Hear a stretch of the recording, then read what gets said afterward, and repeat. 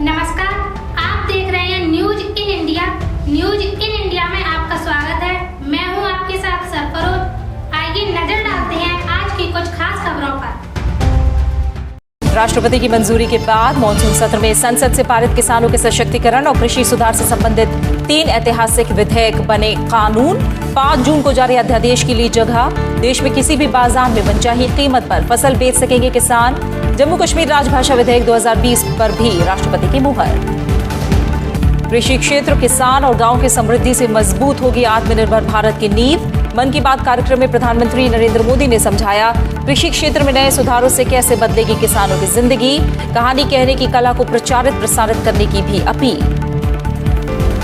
Bharat Denmark virtual शिखर वार्ता आज। प्रधानमंत्री नरेंद्र मोदी और डेनमार्क के प्रधानमंत्री मेटे फ्रेडरिक्सन आपसी हित के महत्वपूर्ण मुद्दों में सहयोग बढ़ाने के उपायों पर करेंगे चर्चा। अंतर्राष्ट्रीय सौर गठबंधन में शामिल होगा डेनमार्क। बौद्धिक संपदा सहयोग के क्षेत्र में समझौता ज्ञापन पर भी होंगे हस्ताक्षर। कोरोना वैक्सीन उत्पादन और आपूर्ति को लेकर संयुक्त राष्ट्र के मंच से प्रधानमंत्री नरेंद्र मोदी के आश्वासन की विश्व स्वास्थ्य संगठन ने की सराहना। WHO प्रमुख ने कहा संसाधनों के आदान प्रदान से ही कोरोना महामारी को दी जा सकती है मात। संयुक्त राष्ट्र महासभा के संबोधन में ब्रिटिश प्रधानमंत्री ने भी की कोरोना वैक्सीन को लेकर भारत के प्रयासों की तारीफ। देश में कोविड-19 से ठीक होने वाले मरीजों की संख्या 50 लाख के पार। स्वस्थ होने की दर 82% से ज्यादा। 21 राज्यों और केंद्र शासित प्रदेश में नए मामलों के मुकाबले स्वस्थ हुए मरीजों की संख्या अधिक। भारत का वैश्विक स्तर पर सबसे अधिक मरीजों के ठीक होने का दर्जा बरकरार। भारत में पिछले 9 दिनों की अवधि के दौरान लगातार कई दिनों से नए मामलों की तुलना में नई रिकवरी की संख्या अधिक रही है और स्वस्थ हो चुके रोगियों की संख्या में तेज बढ़ोतरी होती जा रही है। औसतन एक दिन की रिकवरी 90,000 से अधिक रही है। इसी के साथ स्वस्थ हो चुके रोगियों की कुल संख्या 50 लाख के पार पहुंच गई है। रिकवरी दर वर्तमान में 82.46% है। देश में पिछले 24 घंटों के दौरान 92,043 रोगी ठीक हुए हैं और ठीक होने वाले नए रोगियों की संख्या में 10 राज्यों केंद्र शासित प्रदेशों का योगदान 76% है। महाराष्ट्र सूची में शीर्ष पर बना हुआ है। रिकवरी की इस उच्च दर के कारण विश्व में भारत की अग्रणी स्थिति बरकरार है क्योंकि देश में स्वस्थ हो चुके रोगियों की सर्वाधिक संख्या है। स्वस्थ हो चुके मामलों और सक्रिय मामलों के बीच अंतराल लगभग 40 लाख है। स्वास्थ्य मंत्री डॉक्टर हर्षवर्धन ने कहा है कि सरकार 2025 तक जन स्वास्थ्य पर कुल खर्च सकल घरेलू उत्पाद GDP के मौजूदा 1.15% से बढ़ाकर 2.5% तक ले जाने के लिए प्रतिबद्ध है। उन्होंने कहा कि 15वें वित्त आयोग के स्वास्थ्य पर उच्च स्तरीय समूह ने कहा है कि मौजूदा महामारी को देखते हुए अगले 5 साल के दौरान स्वास्थ्य देखभाल के खर्च में अहम वृद्धि की जानी चाहिए। कोरोना वैक्सीन उत्पादन और आपूर्ति को लेकर संयुक्त राष्ट्र के मंच से प्रधानमंत्री नरेंद्र मोदी के आश्वासन की विश्व स्वास्थ्य संगठन ने सराहना की है। विश्व स्वास्थ्य संगठन के प्रमुख टेड्रोस अधानोम घेब्रेयेसस ने ट्वीट करके एकजुटता की प्रतिबद्धता दिखाने के लिए प्रधानमंत्री नरेंद्र मोदी का शुक्रिया अदा किया। उन्होंने कहा कि मिलजुल कर अपनी ताकतों और संसाधनों के आदान प्रदान के जरिए ही कोविड-19 महामारी को हराया जा सकता है। प्रधानमंत्री नरेंद्र मोदी ने शनिवार को संयुक्त राष्ट्र महासभा के 75वें सत्र को संबोधित करते हुए कहा था कि भारत की टीका उत्पादन और आपूर्ति की क्षमता का इस्तेमाल इस संकट से लड़ाई में पूरी मानवता की मदद के लिए किया जाएगा। ब्रिटेन के प्रधानमंत्री बोरिस जॉनसन ने संयुक्त राष्ट्र महासभा में अपने संबोधन के दौरान भारत की तारीफ की। उन्होंने कोरोना वैक्सीन के इलाज के लिए कारगर वैक्सीन को विकसित करने के भरोसेमंद उम्मीदवार के तौर पर भारत की सराहना की। उन्होंने कहा कि ब्रिटिश कंपनी एस्ट्राजेनेका भारत की सीरम इंस्टीट्यूट ऑफ इंडिया के साथ मिलकर इस वैक्सीन के करोड़ों डोज बनाने की तैयारी कर रही है। ब्रिटिश प्रधानमंत्री ने वैक्सीन विकसित करने के ऑक्सफोर्ड विश्वविद्यालय के प्रयासों का उल्लेख करते हुए ऐलान किया कि अगर यह परीक्षण सफल रहता है तो इसकी पहुंच दुनिया के सभी देशों तक होगी। राष्ट्रपति रामनाथ कोविंद ने बीते मॉनसून सत्र में संसद से पारित किसानों के सशक्तिकरण और कृषि सुधार से संबंधित 3 ऐतिहासिक विधेयकों को मंजूरी दे दी है और इसके साथ ही तीनों विधेयक कानून बन गए हैं और 5 जून को ये जारी अध्यादेश की इन्होंने जगह ले ली है। जिन विधेयकों को राष्ट्रपति ने मंजूरी दी है उनमें कृषक उपज व्यापार और वाणिज्य संवर्धन और सरलीकरण विधेयक 2020, कृषक सशक्तिकरण और संरक्षण कीमत आश्वासन और कृषि सेवा पर करार विधेयक 2020 और आवश्यक वस्तु संशोधन विधेयक 2020 शामिल है। इन कानूनों का उद्देश्य देश की कृषि व्यवस्था में बदलाव लाना और किसानों की आय बढ़ाना है। कृषक उपज व्यापार और वाणिज्य संवर्धन और सरलीकरण कानून 2020 के प्रावधान किसानों को अपनी उपज कहीं भी बेचने और खरीदने की अनुमति देते हैं। मूल्य आश्वासन और कृषि सेवा पर किसान सशक्तिकरण और संरक्षण समझौता कानून 2020 में किसी भी उपज के लिए बुआई से पहले समझौता करने के प्रावधान है। इसके अनुसार किसानों को कृषि उपज के मूल्य का आश्वासन मिल सकेगा। आवश्यक वस्तु संशोधन कानून 2020 के तहत केंद्र सरकार ने युद्ध और अकाल की असाधारण स्थिति में ही खाद्य आपूर्ति श्रृंखला को विनियमित करने का प्रावधान किया है। नए कानून का उद्देश्य किसानों को अतिरिक्त आय उपलब्ध कराने के लिए कृषि उपज विपणन समिति एपीएमसी मंडी के अतिरिक्त अपनी उपज बेचने का विकल्प देना है। ये मौजूदा न्यूनतम समर्थन मूल्य एमएसपी पर खरीद प्रणाली के अतिरिक्त होगा। इससे किसानों की आय में स्थिरता आएगी। इन कानूनों से ऐसा माहौल तैयार होगा जिसमें किसान और व्यापारी को अपनी कृषि उपज खरीदने और बेचने की आजादी होगी। इससे किसानों को अधिक विकल्प उपलब्ध होंगे और उनकी बाजार लागत घटेगी। इन प्रावधानों से किसानों को अपनी उपज के बेहतर दाम मिल सकेंगे। फिरोजाबाद के थाना रामगढ़ क्षेत्र में क्षेत्रीय लोगों ने रात्रि में ऑटो टेम्पो रोककर प्रदर्शन किया। क्षेत्रीय लोगों का कहना था कि रोड सकड़ा होने के बाद भी क्षेत्र में ऑटो टेम्पो का आवागमन लगातार जारी है। छोटे छोटे वाहनों की वजह से हमेशा बाजार में जाम की स्थिति बनी रहती है। इसलिए इलाके में टेम्पो को प्रतिबंध किया जाए। बाजार में ऑटो आने से हमेशा जाम लगा रहता है। व्यापारियों ने एक स्वर में कहा कि पुलिस सबसे पहले ऑटो को बाजार में आने से रोके, नहीं तो व्यापारी आंदोलन करने को बाध्य होंगे।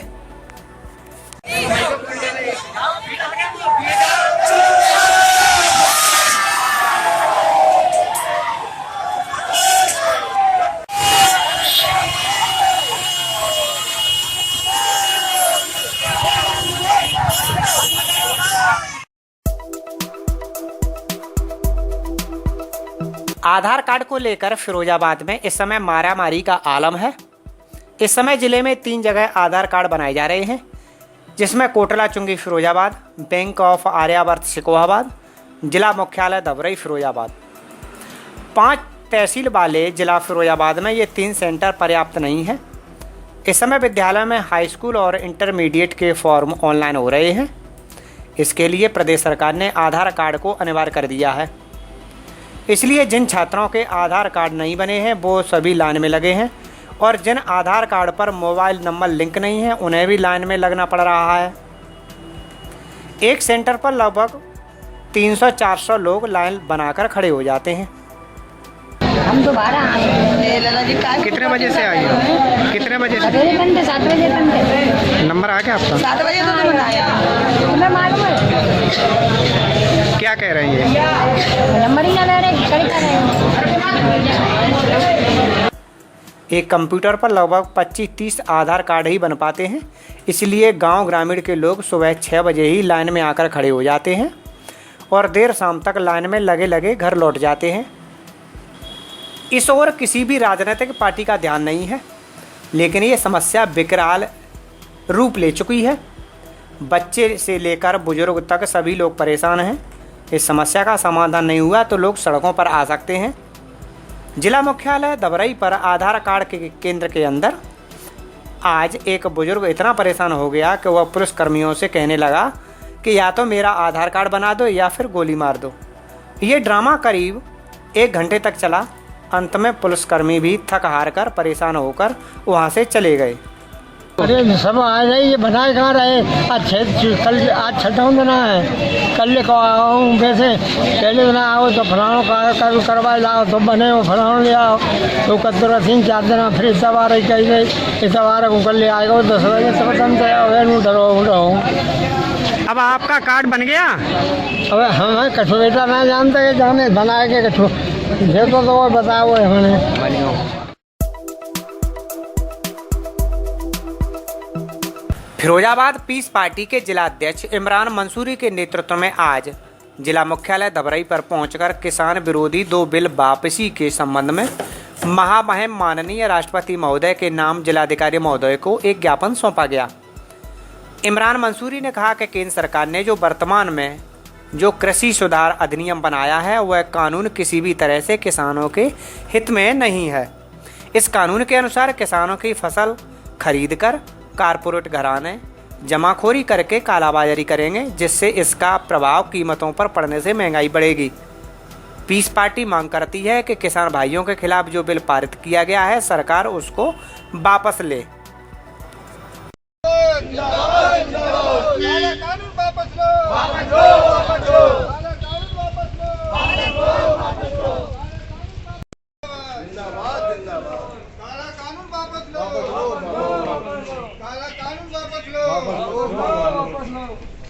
सरकार ने जो काला कानून पास किया है जो किसानों के हित में नहीं है, किसानों के विरोध में है, उसका हम विरोध करते हैं और आज इस कानून का विरोध प्रदेश स्तर पर किया जा रहा है। सबसे खास बात यह है इस कानून के अंदर कि धारा 19 ने ये कहा है कि किसान अपने किसी भी डिस्प्यूट को लेकर सिविल कोर्ट नहीं जा पाएगा और सबसे मैं कहता हूँ इसकी जितनी निंदा की जाए कम है।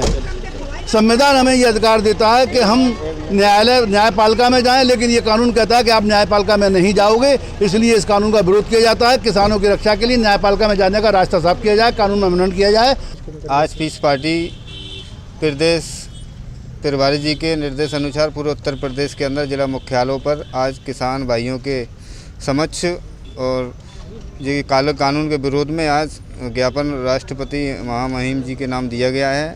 हम इस काले कानून का विरोध करते हैं और किसान भाइयों के साथ जो अन्याय हो रहा है वो बिल्कुल बर्दाश्त पीस पार्टी नहीं करेगी और आगे भी हम लोग आंदोलन करते रहेंगे। उत्तर प्रदेश के अंदर बहुत जल्दी किसान भाइयों के समक्ष पीस पार्टी जेल भरो आंदोलन करने जा रही है अगर ये काला कानून वापस नहीं होता है तो। भारतीय नौसेना जापान के साथ मिलकर युद्धाभ्यास कर रही है, जिसका आज अंतिम दिन है। उत्तरी अरब सागर में दोनों देशों की नौसेनाओं ने 3 दिन की मिलिट्री एक्सरसाइज आयोजित की है। शनिवार को पहले दिन कई तरह भारत और जापान के बीच 9 सितंबर को ऐतिहासिक समझौता होने के बाद ये पहला साझा युद्धाभ्यास है। दोनों देशों की सेनाएं अब ईंधन, मरम्मत और अन्य जरूरतों के लिए एक दूसरे की सहायता ले सकती हैं। इसी हफ्ते भारत और ऑस्ट्रेलिया की नौसेनाओं ने हिंद महासागर क्षेत्र में 2 दिन की मेगा एक्सरसाइज की थी। भारत जापान समुद्री अभ्यास का चौथा संस्करण हिंद महासागर और हिंद प्रशांत क्षेत्र में चीन के बढ़ते सैन्य प्रभाव के बीच हो रहा है। जिमेक्स नाम की सीरीज समुद्र सुरक्षा पर खास ध्यान देते हुए जनवरी 2012 में शुरू हुई थी। जम्मू कश्मीर में पुलवामा जिले के संबूरा क्षेत्र में सुरक्षा बलों और आतंकवादियों के बीच हुई मुठभेड़ में 2 आतंकवादी मारे गए हैं।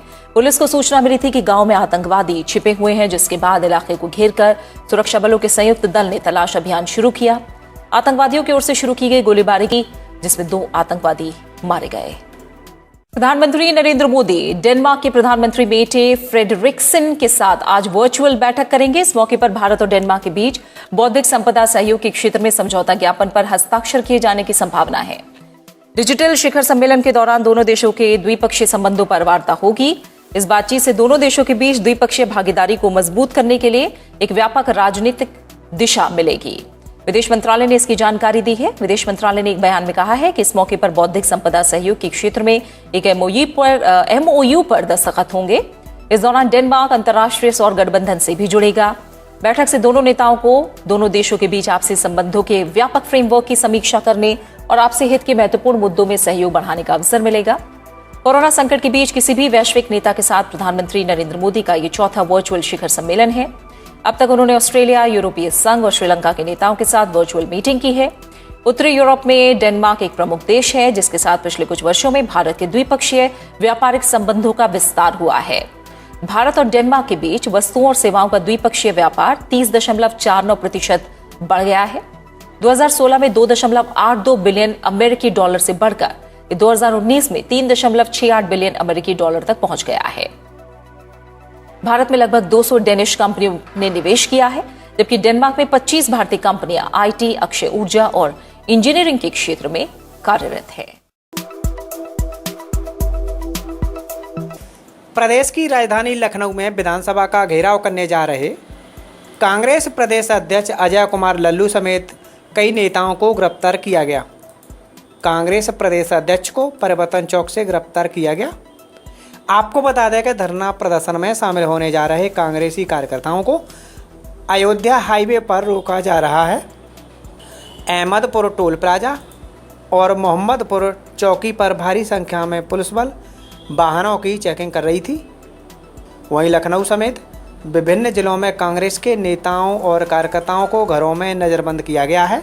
इसके अलावा जिले में कई जगह लखनऊ जा रहे कांग्रेसियों को हिरासत में लिया गया है। शिकोहाबाद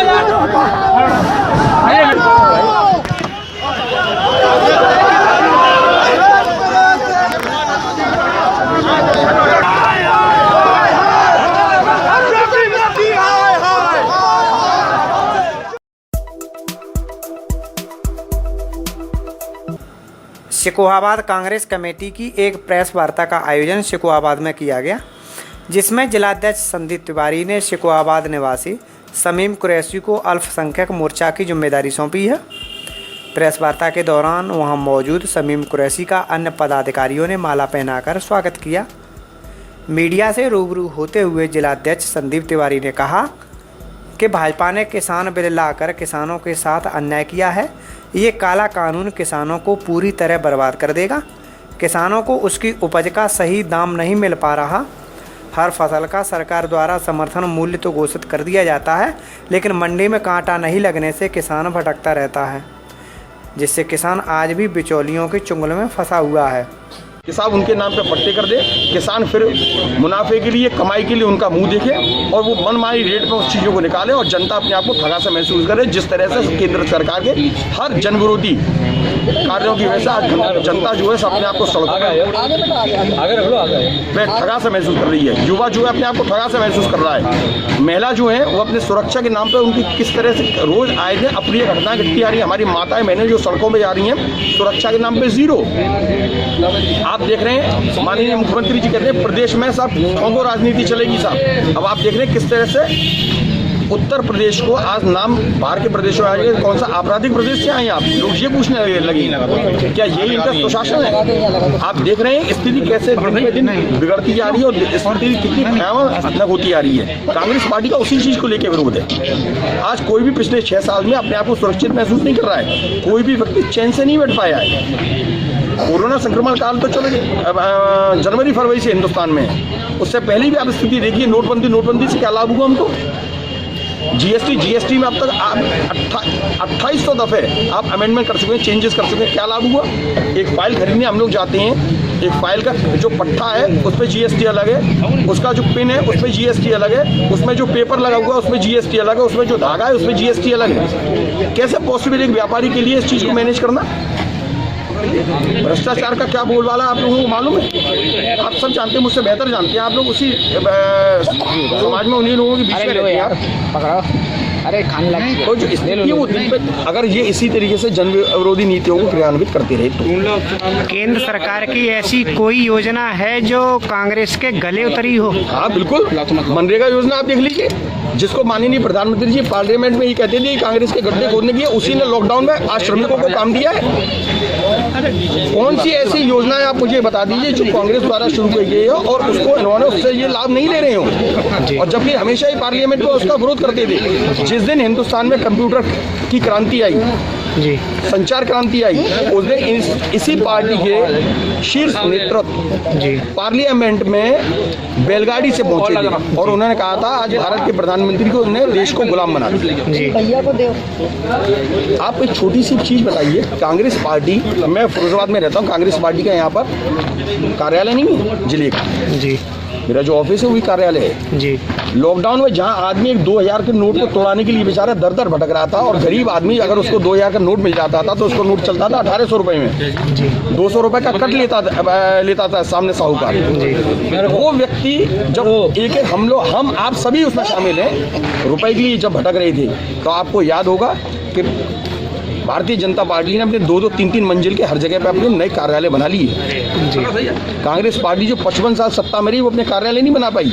आज 250 कमरों का कार्यालय, हाईटेक कार्यालय जो दिल्ली में चल रहा है, इस 6 साल के पीरियड में नोटबंदी के टाइम पे उन्होंने बनाना शुरू किया। कहाँ से आया वो पैसा? क्या ये चिंता का विषय नहीं है? ये इस तरह की बातें मुझको बतानी आप लोग जानती हैं, आप लोगों के माध्यम से हम लोगों को पता चलती हैं ये बात।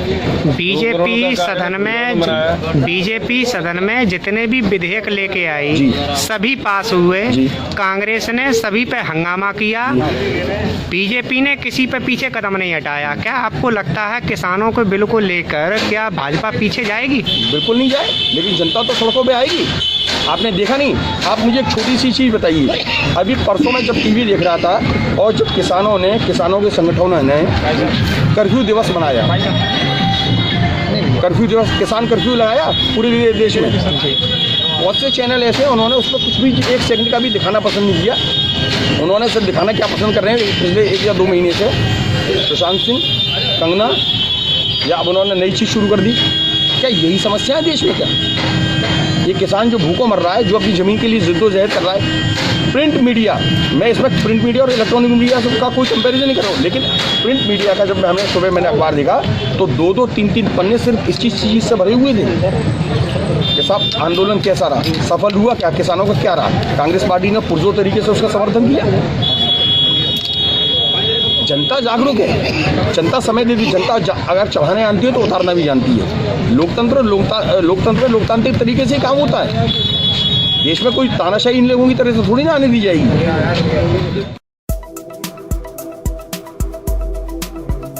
फिरोजाबाद जिले के शिकोहाबाद में आज योगी सरकार के सचिव खादी एवं ग्राम उद्योग नोडल अधिकारी रमाराम नगर पालिका शिकोहाबाद पहुंचे।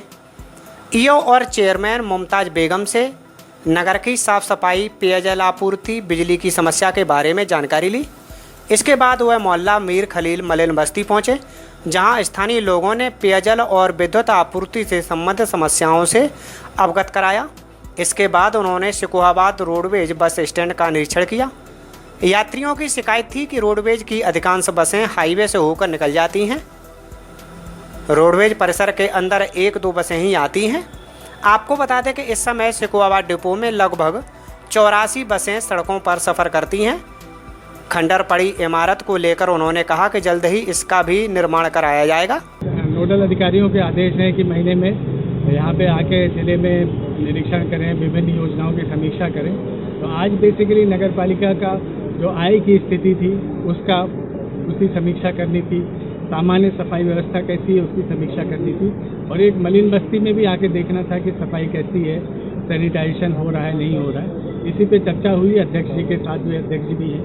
तो आय बढ़ाने के लिए अभी जैसे शासन से जो ग्रांट मिलता था उसकी दिक्कत नगर पालिका में बताई गई कि तनख्वाह देने में भी मुश्किल हो रही है, तो उस पर भी चर्चा हुई है। प्लस अपनी आय बढ़ाने के लिए जैसे गृह कर और जो जल कर है उस पर रोक लगी हुई हाईकोर्ट से, उस आदेश पे भी कैसे कार्रवाई की जाए, कैसे उस रोक को हटाई जाए और उसके अंतर्गत भी कैसे गृह कर की वसूली की जा सके, उस पर भी चर्चा हुई। और अन्य नए स्रोत डेवलप करने के लिए आए के उस पर चर्चा हुई। और सामान्य जो सफाई व्यवस्था है उस पर संतोषजनक है। पिछली बार इधर से गुजरते हुए मैंने देखा था थोड़ी सफाई उतनी अच्छी नहीं थी, लेकिन उसके बाद से मैं संतुष्ट होकर सफाई व्यवस्था में परिवर्तन हुआ है, अच्छी। गैंगस्टर के मामले में जिस 15,000 के इनामी पशु तस्कर को पुलिस तलाश कर रही थी, वो गले में तख्ती डालकर हाथ जोड़े संभल के नखासा थाने सरेंडर करने पहुंचा। थाने में घुसते ही कोतवाल के पैरों में गिरकर गुहार लगाई, साहब मैंने सरेंडर कर दिया है, अब गोली मत मारना। आपको बता दें कि असमोली थाना क्षेत्र के गांव मंसूरपुर माफी निवासी पशु तस्कर नईम उर्फ बड्डा के खिलाफ गैंगस्टर की कार्रवाई की गई थी। पकड़ में नहीं आया तो उसकी गिरफ्तारी पर 15,000 रुपये का इनाम घोषित कर दिया। गैंगस्टर के मामले की जांच कर रहे नखासा कोतवाल धर्मपाल सिंह नईम की गिरफ्तारी के लिए कई दिन से छापेमारी कर रहे थे। पुलिस की सख्ती देखकर नईम ऐसा घबराया कि अलग ही अंदाज में सरेंडर करने के लिए थाने पहुंच गया। गैंगस्टर की कार्रवाई के बाद पशु तस्करी की गिरफ्तारी पर 15,000 रुपये का इनाम घोषित हुआ। तभी उसे मुठभेड़ में पुलिस द्वारा गोली मार दिए जाने का डर सताने लगा। घर और रिश्तेदारियों में पुलिस छापेमारी के बाद डर बढ़ा तो वह गले में तख्ती डालकर दिन के उजाले में थाने में सरेंडर करने का मन बनाया ताकि पुलिस की गोली से बच सके। वह हत्या नहीं आया तो पुलिस ने 5 जुलाई को उसे फरार अपराधी घोषित कर दिया। इसके बाद उसकी गिरफ्तारी पर 15,000 रुपये का इनाम पुलिस अधीक्षक की तरफ से घोषित किया गया। नईम उर्फ वड्डा इनामी अपराधी बन गया तो नखासा थाने के साथ ही जनपद के बाकी थानों की पुलिस भी उसे तलाशने लगी। इसका असर यह हुआ कि वह खुद ही थाने पहुंचकर थानेदार के पैरों में गिरकर जान की भीख मांगने लगा। मत करो इसे बिल्कुल भी।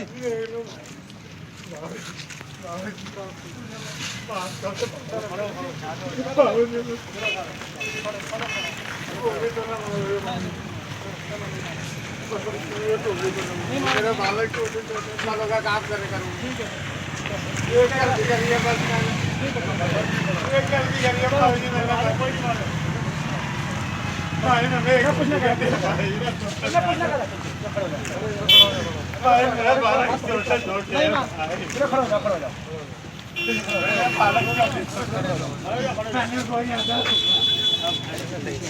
जनपद संभल में अपराध एवं अपराधियों के विरुद्ध लगातार अभियान जारी है।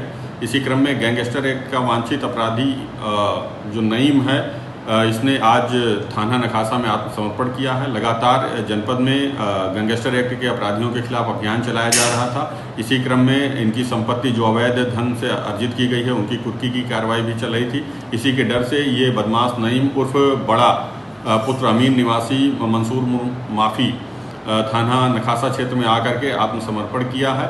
ये 15,000 रुपये का इनामी बदमाश और गैंगस्टर एक्ट का वांछित अपराधी था और इसने स्वयं आत्मसमर्पण किया है। इसको पुलिस गिरफ्तार करके विधिक कार्रवाई कर रही है।